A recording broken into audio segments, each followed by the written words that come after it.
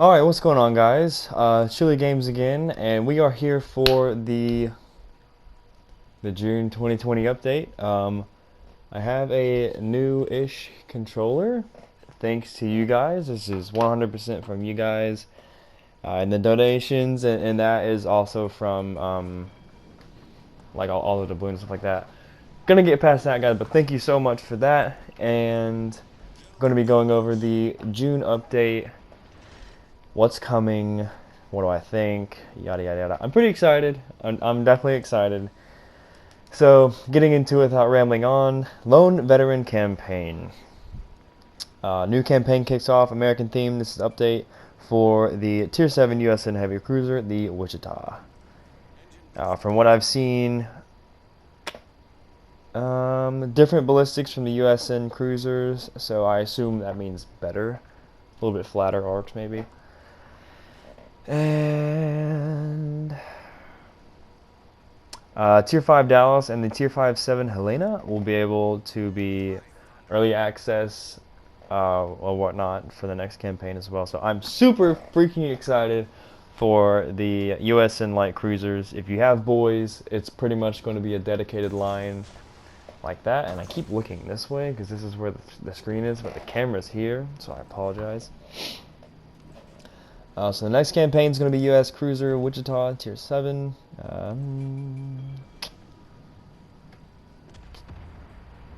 Let's see here. I think, you know, I always say the campaigns are worth it. They're usually pretty fun.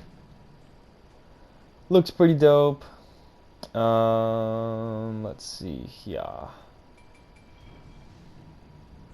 Ooh. Okay, so I have read this once, but it was like at 7 o'clock this morning, or yesterday morning when it came out, and I was super tired. So, and I was at work all day. So, let's see here. Red, white, and blue. So add even more stars and trap to update. We're literally adding all the perma camos. Okay. Once you're done with the whole project. Oh, so if you start to research the Tier 5 battleship California in the Bureau, the segment rewards are going to be like perma camo stuff like that. So Pensacola, New Orleans, Baltimore, Dallas, Helena, Cleveland, Iowa, and then the California. So that'll be pretty interesting to research. I do know you can still only do 2. So you're going to have to more or less pause one. I honestly might, depending on if I can get Helena or not.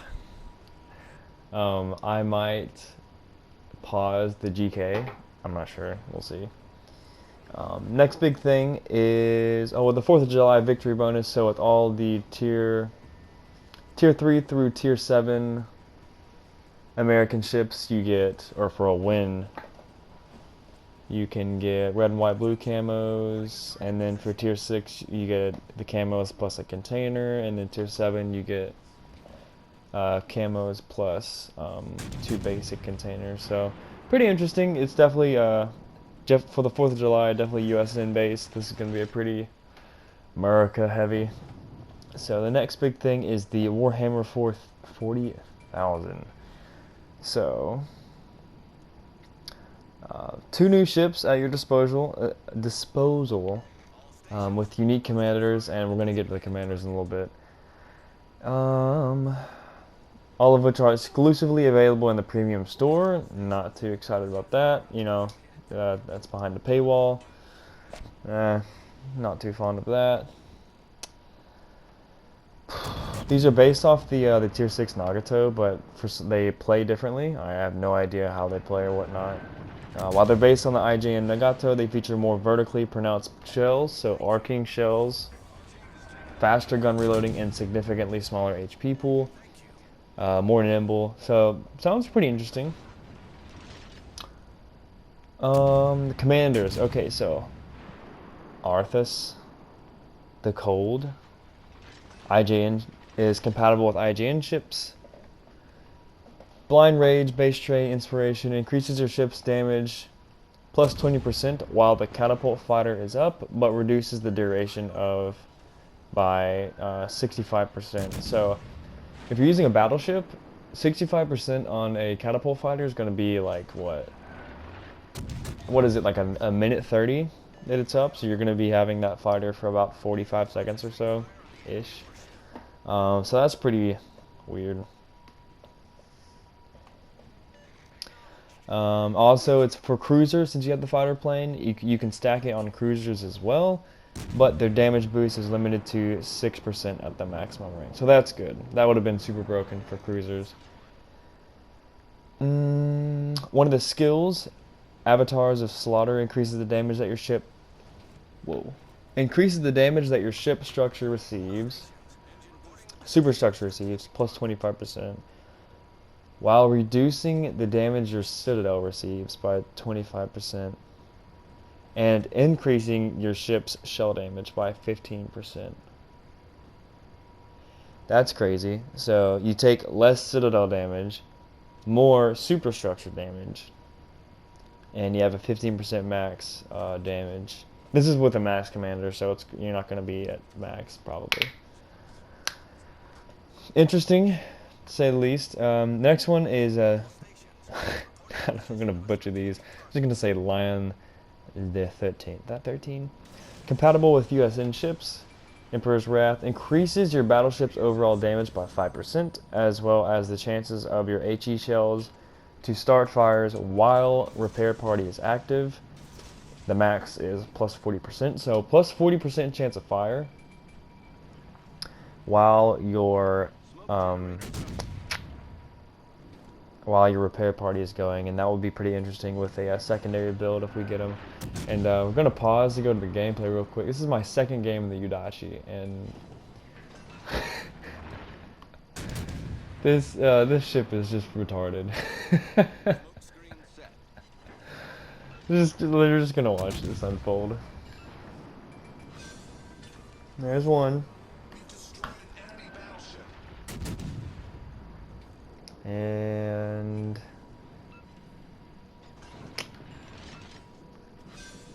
two.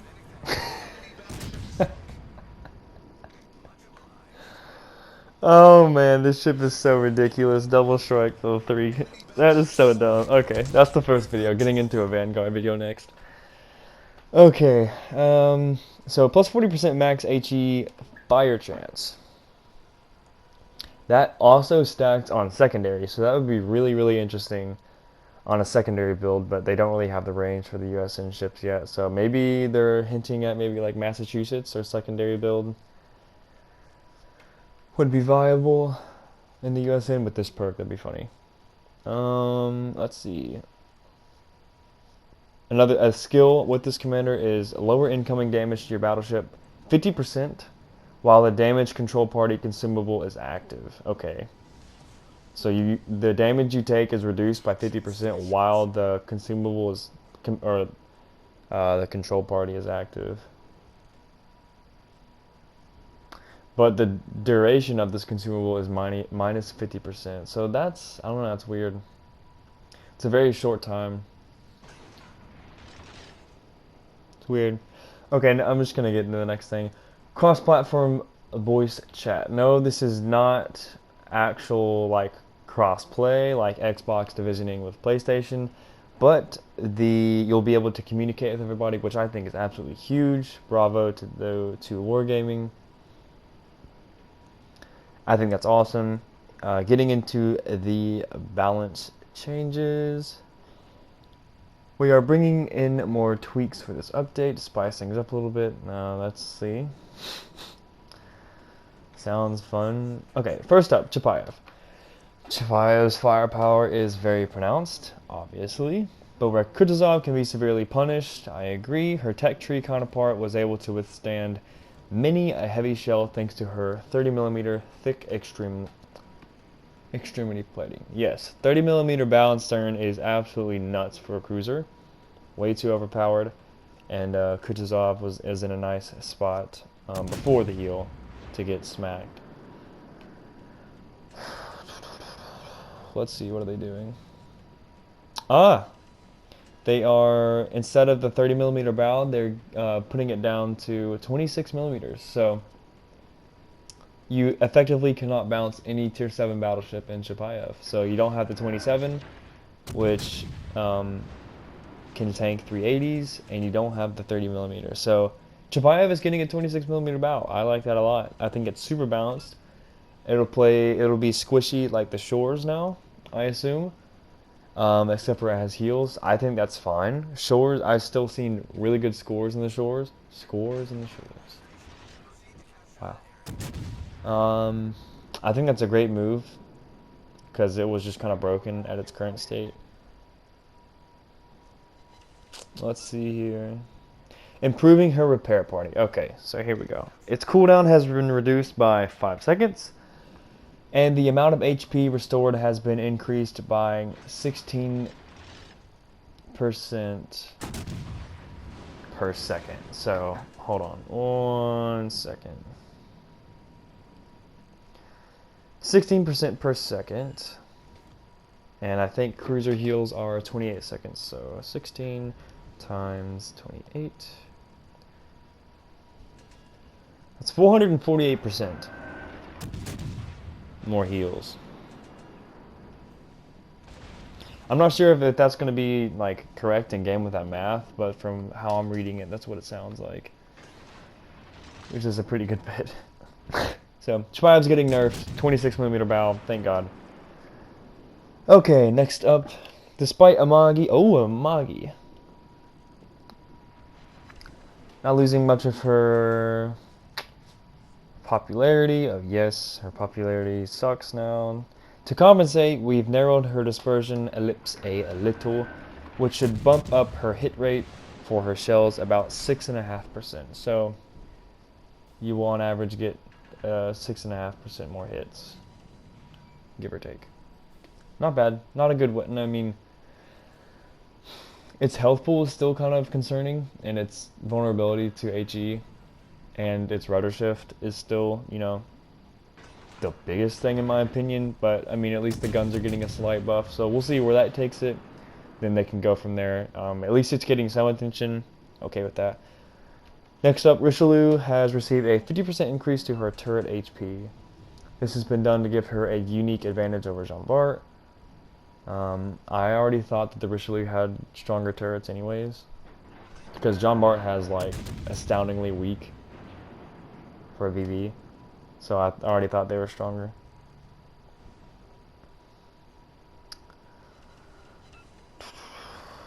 And that's it for the Richelieu. Has received 50% more increase. So more your turrets will be more resilient, I guess. That's pretty good. It's always a good thing. Another thing. Okay, so I saw this earlier this morning, and I was like, man, this is huge. Okay, another change is coming that won't necessarily affect balance directly, but the modifiers, modifies the bigger balance economy picture. So, the 25% XP bonus for premium ships will no longer apply to base XP after the battle. That is absolutely massive. It has been moved to other modifiers, but that's, you know, your personal. Short version is that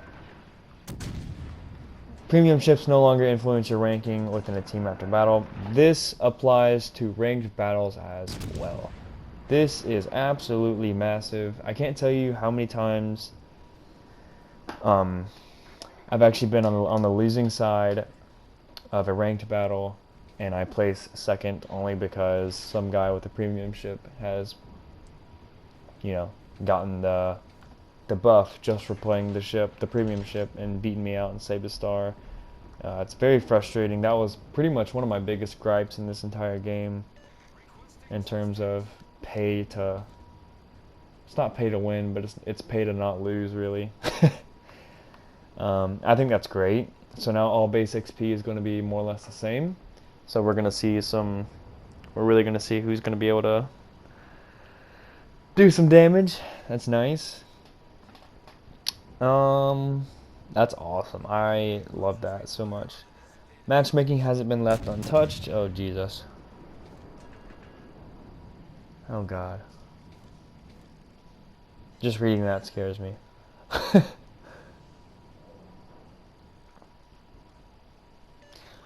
Okay, so they are importing the mirror-making destroyers for other tiers, which is fine. I like that.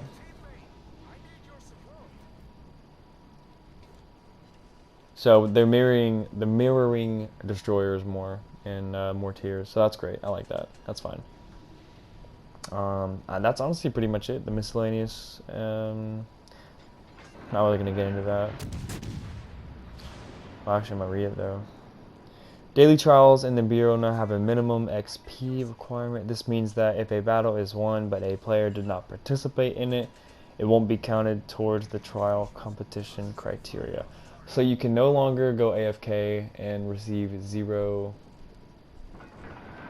like no battle contribution, and get the points for the win for the daily. For some reason, I already thought it was like that. If you went AFK, I never got any benefits from it. It didn't count usually. So no AFK anymore, I guess. I wasn't doing that. I always just kind of drove forward and shot a couple shots and then backed out. Other premium ships in this update: the Tier 5 Destroyer US Monaghan. I just butchered that. Monaghan. Tier 6 Cruiser USS Flint, available for doubloons, and the Tier 6 Cruiser USS Atlanta, available for 500,000 global XP. That's pretty cool. Atlanta is one of their most popular ships because it was the very first premium ever introduced on PC and on Legends as well. So Atlanta's got some history. Total effectiveness, I'm not too sure about it, honestly. I think it's been power prep. The only thing that it really has going for it, in my opinion, is the radar. If you want to do an HE, fire fest, just, get Belfast with the smoke. And, I mean, that's just my opinion. But however, if you want the Atlanta, it's now available for Global XP. I think that's fine. If you want to grind for it, you can. At least you have the option, And the Flint, I haven't heard much of. I'm pretty sure it's just like a US Belfast where it has smoke, and it's HE spammer. So more HE spam coming into the game here. As Lauren almost spills her coffee. That is about it, honestly.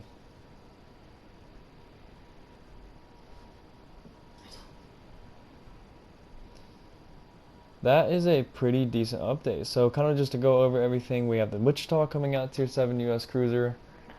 As a new campaign ship, we have the American Light Cruisers coming out for early access. You can get early access, get the Tier 5 Dallas and the Tier 6 Helena. I have no idea how they're going to be doing those with early access crates, whether if they're doubloons or not. I really hope they're not. And Chapai's getting nerfed, thank God. Pretty decent update, honestly. I'm very excited. We're also getting the patrons for the campaign as well. So, which is nice. It'll speed up the bureau a little bit. How much, really? I have no idea. The Tier 5 Premium Battleship California is going to be in the bureau as well. You could still only can do 2 at a time, so that's kind of, meh. I think I'm going to do it just for the perma camos for the US ships. And also the commanders for the Warhammer content, which are only exclusive for doubloons, so, if I can get them, I might. I'm not going to stress too much about it, though, Just another thing behind the paywall with no way to really get to it. That's kind of upsetting, but, that's how it goes. And the cross-platform voice chat, so pretty decent update, I will say. I'm very excited. We'll also be seeing some of our first legendary ships in the next couple weeks or so. I think the fastest you can get it was June 25th, maybe? Something like that. Or maybe I'm just completely wrong. Anyways, that's pretty much it. So, I guess I'm gonna just commentate over this Vanguard video. This is a weird game. As you saw, the Jervis went around the island and pretty close actually. I'm actually not in a great spot either because I'm kind of locked. There's an Alabama straight in front of me, and you know Alabama can really wreck me here. You really don't want to be bow in a Vanguard. And I'm going to be going broadside to this Kutuzov, which is in the cap, so not very fun. I'm also spotted, so I have no idea who spotted me. Oh, the Alabama spotted me, duh. Biggest plan of action to do here is to not get torqued by the Kutuzov and to turn away using this island cover. So we're going to try that now. Keeping my guns faced towards the Kutuzov. And he's smoked up, which is, you know, he should have immediately tried to leave. A Kutuzov in that area is not good at all for him. And I was trying to get the Atlanta to radar. That's what I was trying to do. And I kind of lose focus because I was really concentrated here. And I'm like, oh crap, like there's an Alabama over here, I forgot. Get the shot. Apparently he radars. Get the shot on the Kutuzov. What was that about? That was only about 7,000 damage, so kind of lackluster for sure. Kutuzov goes down anyways. We are broadside to the Alabama. Not good. We still have a heal though, so we're still doing okay. And at this point, all we have to do is kite away, and we pretty much win. Unfortunately, I remember this game. Newsflash, we beat here, and it is not tactical. And the Atlanta is not being tactical either. Super easy shot for this Alabama here. I mean, that is not how you play the Atlanta. Oh boy. Do stick him in the fire, Confederate, 155k damage. Not too bad. However, we're kind of screwed here. We can't go anywhere. Luckily, we have our friends here. And he actually does a pretty good job of smacking me here. I get greedy and try to get all the guns firing here. And that's going to end up really hurting here. Yeah. Not too bad, but if he gets more volleys like that at this angle, it's going to be quite weird. If I were him, I would have gone this way, like he's doing now, to give him more of a broadside shot at me. So I'm pretty much going to have to reverse right into him. But he also has the angle towards our Iowa, so kind of a bad play on our part, but we get away with it. 2 permafires, so that's nice. This is very weird. Oh yeah, yes, he was doing pretty good damage against me. We still have 2 heals though, so that's like insane. Very good. Vanguard's heal is good. The guns just aren't very consistent. Aim for his nose to get that front fire spot, and game is going to go undetected. And actually, this was a very close game. Look at the points.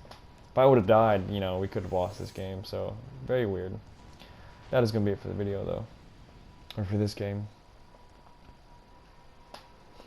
But yeah, that is going to be the June 2020 patch notes update. This is going to be going live June 22nd, so Monday, like it always is. I'm very excited. I really hope I can get Dallas or Helena. I really want Helena. Pretty decent game in the Vanguard, 185k, 2 kills. What was that? 13 fires, Confederate high cal. Not bad. Anyways, guys, that is going to be it for the video. I really appreciate you guys. If you liked it, consider subscribing, maybe consider liking, and that's going to be it. Thank you guys. Take it easy.